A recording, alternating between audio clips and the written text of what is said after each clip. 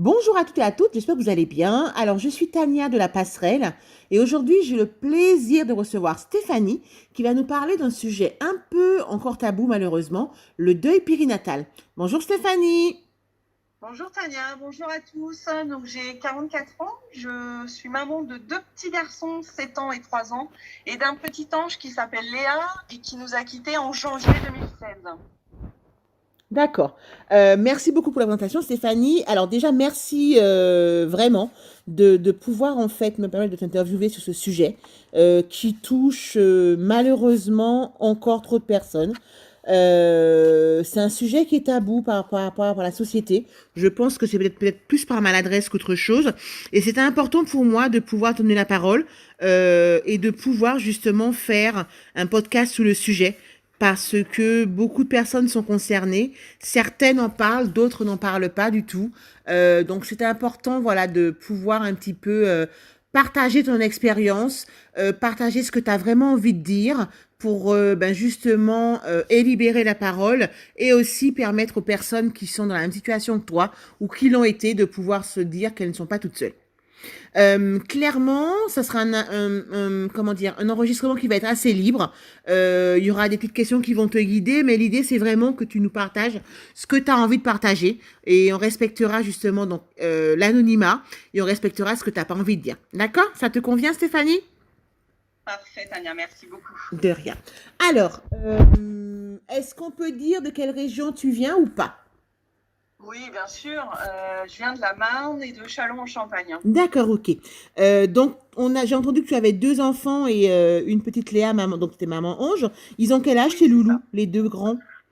Ou enfin les deux Mon bébés. premier a 7 ans et le dernier a 3 ans. D'accord, ok. Donc, tu dis que tu es maman ange. Elle se situe à quel rang, entre guillemets, Léa? Léa était la deuxième, ça devait faire du premier un grand frère.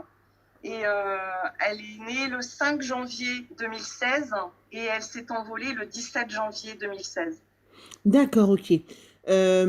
Donc, c'était la deuxième grossesse. Ok.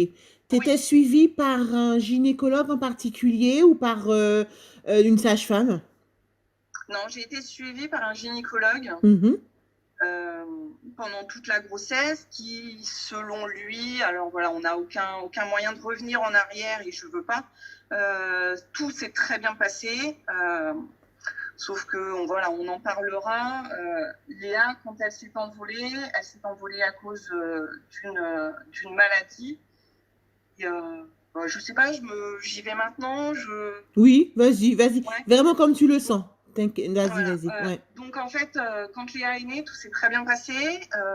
Les 5 premiers jours de vie se sont très bien passés. La maternité, tout s'est très bien passé. Et en fait, Léa était malade. Elle avait une cardiomyopathie congénitale, donc un mot un peu barbare, Mhm. pour dire qu'elle avait une malformation cardiaque qui n'a pas du tout été décelée pendant toutes les échographies de la grossesse. Euh, on s'en est aperçu au sortir de la maternité. La petite puce a été accueillie à l'hôpital américain à Reims, Mhm. où on nous a, voilà, où l'épée nous est tombée sur le coin de la tête, où on nous a annoncé qu'elle était gravement malade et que c'était difficile pour les prochains jours pour toute la famille en fait et tous les amis. D'accord, ok. Je reviens sur un point avant d'aller pour le coup, dans le vif du sujet.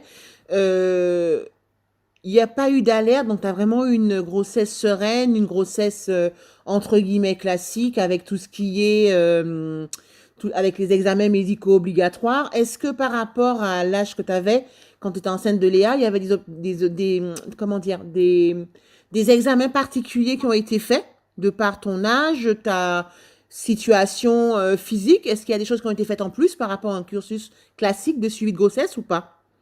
Non, non, pas du tout. Enfin, j'ai fait une amniosynthèse qui était liée effectivement à mon âge parce que j'ai eu mon premier enfant à 38 ans, donc voilà, ça décale pas mal de choses. Mhm. Ensuite, non, non, la biosynthèse s'est très bien passée, les résultats se sont très bien passés. Il n'y a pas eu de fissure de la poche ou quoi que ce soit. Donc, non, une grossesse, hormis les nausées que toutes les femmes enceintes connaissent, sinon, non, une grossesse idyllique. D'accord, une grossesse classique. Elle était prévue pour quelle date, Léa? Pour le 7 janvier. D'accord. Et elle est arrivée, tu m'as dit Elle est arrivée le 5, elle est née à terme, en fait. D'accord, ok. Comment s'est passé, entre guillemets, les derniers jours et qu'est-ce qui a fait que tu as été à l'hôpital? C'est quel a été le déclenchement de ça? Ça a été naturel ou c'était quelque chose de particulier? Pour l'accouchement de Léa, pour Ouais, son départ. Pour l'accouchement, ouais. Qu'est-ce qui a fait que tu as été à bah, l'hôpital en fait? Est-ce que c'était des contractions ou est-ce que c'était un suivi déjà prévu et tu es resté? non, Voilà, qu'est-ce c'était. qui a fait? Ouais. Alors, j'ai la chance d'avoir 3 grossesses idylliques et j'ai eu aussi la chance d'avoir 3 accouchements, entre guillemets, très très faciles. Mhm. Léa, j'y suis allée pour des contractions. Je suis arrivée à la maternité à 23h et Léa est arrivée à 8h45 le lendemain. D'accord. Ok. Donc 9 heures de travail, grosso modo. Voilà, ça a été le plus de mes 3 grossesses. Ouais, d'accord. Avec une péridurale ou pas? Oui, Oui, d'accord. Ok. D'accord. Donc voilà, une grossesse classique, un accouchement, on va dire, comme tu dis, idyllique, c'est ça. avec des contractions, voilà, tout aussi normales. Comment s'est passé quand tu es rentrée dans la chambre, en fait? Est-ce qu'il y a eu un laps de temps entre le moment où tu as accouché, tu es remontée, ou est-ce que c'était automatique et dans le prolongement? Non, non, ça a été dans le prolongement. J'ai accouché. On est resté le soin du bébé, les examens, etc. Mhm. Et on est remonté. Et je suis remontée en chambre pratiquement dans la foulée, en fait. D'accord, ok. Ton chéri a pu assister à l'accouchement? Oui, D'accord, ok. du début à la fin. D'accord, ok, ok. L'un ou l'autre, vous avez fait du pot à pot? Moi, oui, parce D'accord. que j'ai allaité Léa, et j'ai Mhm. allaité le dernier. Et donc, on a fait la tétée d'accueil. Donc, D'accord. on s'est mis en pot à pot tout de suite. J'ai Mhm. demandé aux sages-femmes de l'hôpital. Mhm. Et donc, elle a clairement rampé pour aller se nourrir seule. Donc, D'accord. oui, le pot à pot a été fait à ce moment-là. Ouais, d'accord. Ok. T'es resté combien de temps à l'hôpital? J'ai accouché le mardi, je suis sortie le samedi matin. D'accord. Ok. D'accord. Lors de ton séjour à l'hôpital, est-ce que tu as eu un pédiatre, enfin je pense que oui, mais qui est venu te voir par rapport à Léa? Est-ce que déjà à ce moment-là, il y avait déjà des signes, des questionnements ou est-ce que tout était encore normal? C'est pas le bon mot, mais je trouve pas la Non, bout. non, Ouais. Mm. à ce moment-là, non, non, tout était complètement normal, tu peux le Mhm. dire, parce que, à ce moment-là, on s'attend pas à ce qui va nous tomber dessus au week-end qui suit, en fait. D'accord. C'est, t'accouches le mardi, c'est ton deuxième enfant, le pédiatre passe le mercredi, la pèse, la perte de poids, enfin voilà, tout le suivi classique d'un accouchement Mhm. à J+1 avec quel nombre de tétés. Donc, on commence à te parler, mais ça sera un autre sujet que tu pourras aussi développer sur est-ce qu'on complète l'allaitement ou est-ce qu'on laisse sur un allaitement exclusif. Mhm. Donc, je me suis un peu battue pour un allaitement exclusif.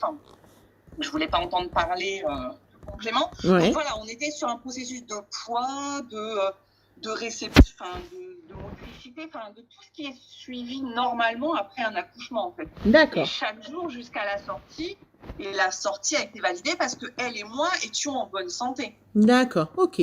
Donc jusque-là. Ok. D'accord. Donc ça nous ramène à samedi. Ouais. Entre le moment, tu l'as dit, mais j'ai pas retenu, je m'excuse.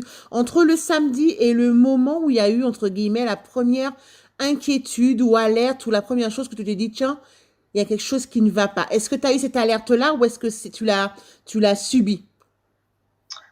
Non, on l'a eu. On est rentré de la maternité le samedi matin. On a passé le samedi toute la journée en famille, tous les 4. Et en fait, au moment du coucher, la puce est devenue très énervée. Elle ne se calmait pas, elle ne faisait que pleurer, que pleurer, que pleurer. Elle ne voulait pas du sein, elle ne voulait pas des bras et elle ne faisait que pleurer. Mm. Donc la panique nous gagne, Mhm. clairement. On essaye toutes les solutions, de l'endormir en peau à peau, de la mettre en écharpe, de se balader dans la maison, de tout faire. Et en fait, quand à 4 heures du matin, rien ne se passe, je préviens mon chéri et je lui dis je pars aux urgences. Et là, tu as un vieux sentiment, mais tu sais pas comment l'expliquer. Et je me souviens que je lui ai dit je pars aux urgences, je pense que c'est grave. D'accord. Et il reste à la maison avec notre premier, Mhm. qui l'emmènera ensuite chez ma maman et il me rejoint en fait à l'hôpital. D'accord. Ok. D'accord. Ok. Alors là, tu as été aux urgences. Ouais. Comment ça s'est passé? Qu'est-ce qu'on t'a dit? Est-ce que t'es ressorti tout de suite avec Léa? Voilà, qu'est-ce qu'elle a été le déroulement, entre guillemets?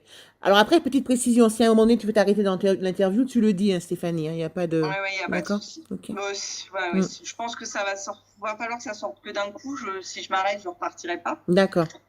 Du coup, voilà, si je m'arrête, c'est que je n'ai plus. Il faudra que tu rebondisses, je pense. D'accord, ok. Donc, écoute, on arrive aux urgences.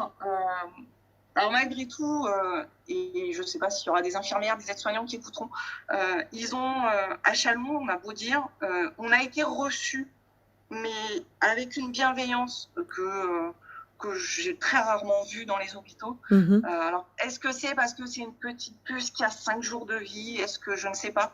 Bref, on a été accueillis aux urgences de suite. Mhm. Un médecin est venu nous voir très rapidement, a commencé à ausculter Léa. Il a pas, enfin voilà, au départ il trouve pas, il cherche. Ouais. On monte en radiologie, on examine ses poumons, etc.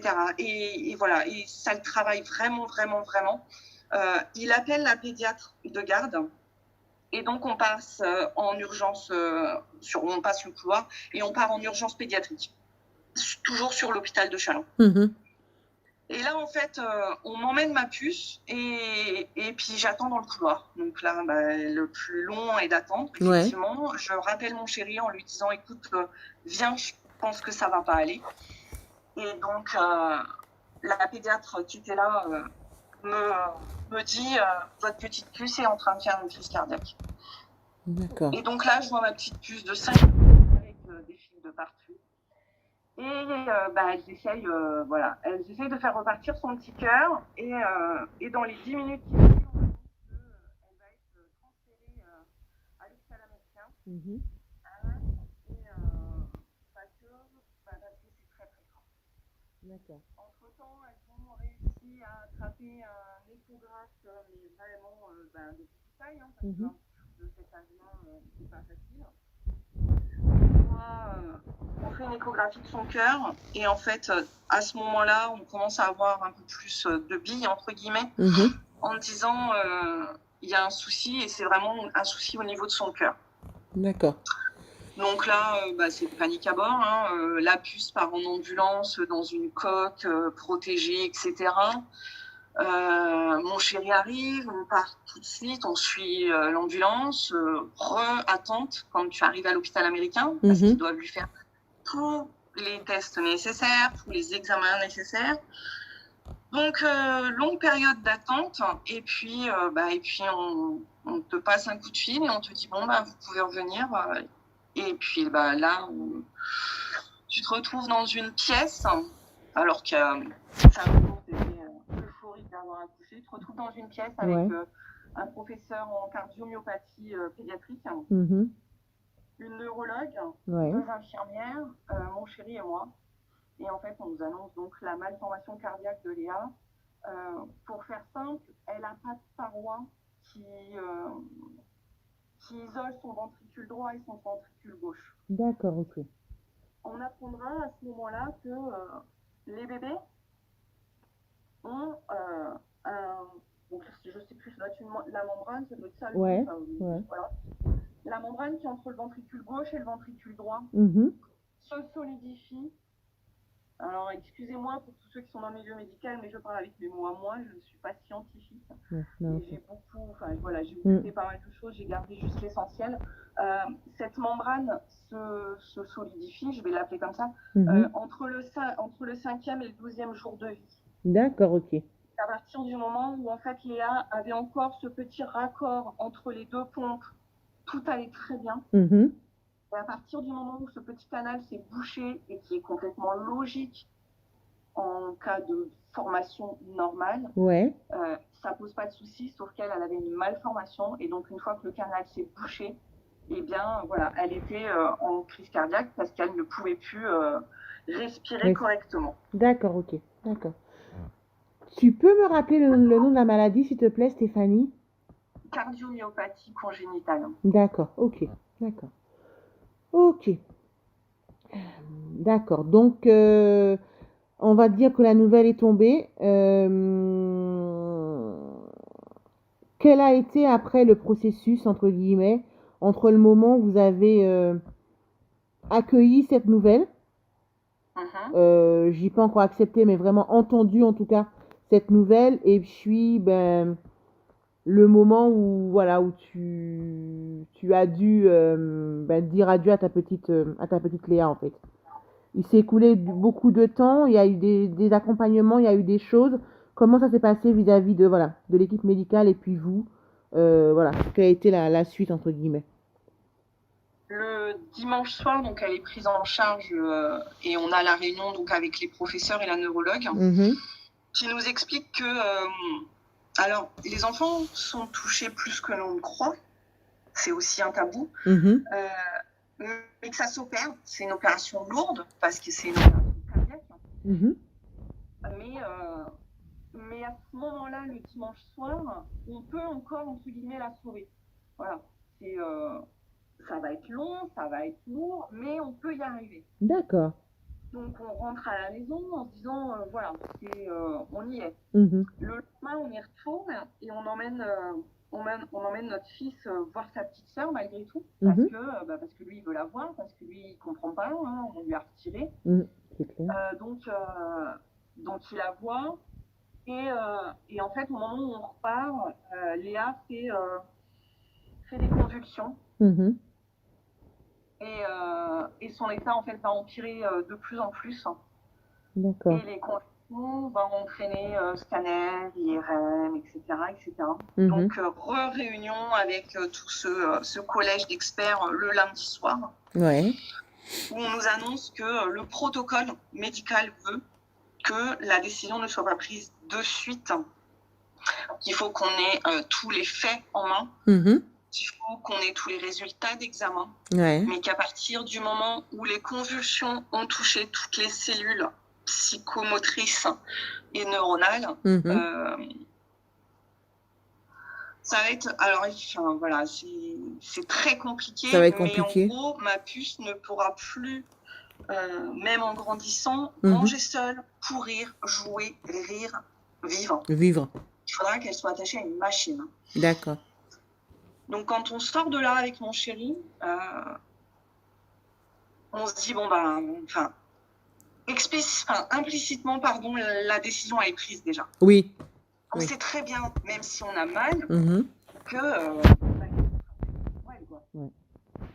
clairement. Donc, le processus médical, voilà, c'est de mémoire, je crois que c'est 72 heures à partir du moment où on t'a exposé les faits, etc.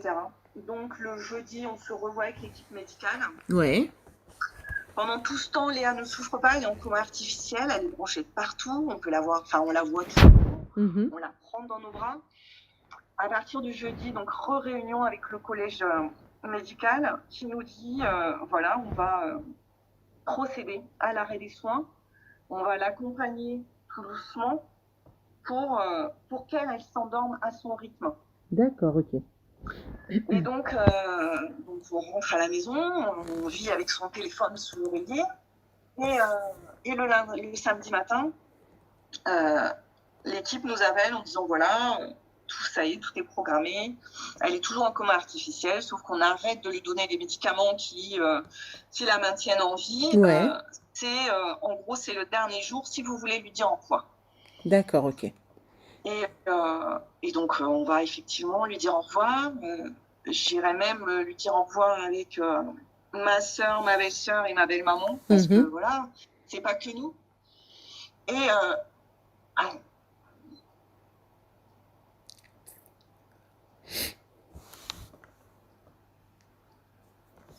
Et Léa Oui. part le dimanche matin. Mhm. Et, et puis, Tu veux t'arrêter, Steph? et Vas-y, vas-y, ah non, vas-y. ça va partir. Ouais. Et Léa part le dimanche matin, donc on nous appelle à 6h30 en nous disant ça y est, c'est le départ, Mhm. c'est maintenant quoi. Donc Ouais. on fait la route et, et la puce, Ouais. elle s'est endormie. Une fois qu'on était arrivés, Mhm. je l'ai prise dans mes bras. Et voilà, on était tous les trois avec mon chéri et elle était dans nos bras et ouais, elle s'est envolée parce que elle a attendu qu'on soit là et puis elle avait plus mal et puis je suis désolée. Ouais, non, non, c'est pas grave, c'est moi qui suis désolée, je suis vraiment désolée. Elle est Non, il y a partie au pas moment où elle a senti que vous étiez tous les deux là avec plein d'amour pour justement l'accompagner. de... Ouais. Ouais, c'est Mm. ça. Et malgré tout, c'est beau parce qu'elle avait mal, Mm. mais malgré tout, elle a attendu. Enfin, je crois de plus en plus, en fait, dans ces choses-là et de me dire qu'on est connecté malgré tout. Mhm. Ouais. Donc non, non, je suis désolée. Hein, Non, non, mais il n'y a pas. Non, non, je veux mais dire. Non. merci à toi de nous faire parler de ça. Ouais. Voilà. Non, non, mais C'est, merci. Ouais. Merci d'avoir. ah, Ouais. D'avoir. Non, non, d'avoir. Enfin, d'avoir raconté. C'est vrai que voilà, je me sens gênée d'aborder le sujet. Je vais dire, parce qu'on a dit qu'on n'était pas tabou, donc je vais dire aussi ce que je pense. Je me sens mal d'avoir abordé le sujet, mais en même temps, je te remercie énormément d'avoir accepté de parler de ça parce que, voilà, ça n'arrive pas qu'aux autres et c'est une souffrance que, voilà, que je pense qu'il est important que les gens soient au courant pour pouvoir justement mieux aider ceux qu'ils aiment et pour pouvoir mieux aider même ceux qui n'aiment pas ou qui ne connaissent pas. Parce que j'ai envie de dire, c'est quelque chose que, voilà, qui est difficile à vivre, difficile à entendre. Et enfin, voilà, je te remercierai jamais assez de m'avoir fait suffisamment confiance pour pouvoir ben, parler de tout ça. Si tu veux bien, on va s'arrêter là. Parce qu'en fait, quand j'ai imaginé l'interview, voilà, je n'ai pas, voilà, j'étais loin d'imaginer, voilà, que ce serait effectivement comme ça. Je pense qu'il en faut plusieurs pour pouvoir justement expliquer un peu le cheminement. Mais je suis, voilà, et je m'excuse, hein, je suis désolée, mais je pense que c'est important de retracer un petit peu le parcours jusqu'à ben, l'envolée de notre petite Léa pour pouvoir justement appliquer et expliquer la suite en fait. Donc voilà, je voulais pas te refaire vivre tout ça, mais c'était important de passer par l'avant et puis se dire voilà qu'est-ce qu'on en est aujourd'hui, où est-ce qu'on, enfin voilà comment tu vis, comment vous vivez en fait voilà cette séparation, d'accord? Donc on ouais, s'arrête là et puis on fera je pense une autre interview pour parler entre guillemets de voilà de l'après, d'accord? pas de problème. Merci à toi. Mais merci à toi, je te fais de gros bisous et puis je vais arrêter l'enregistrement. Gros Ça bisous. marche. Merci beaucoup.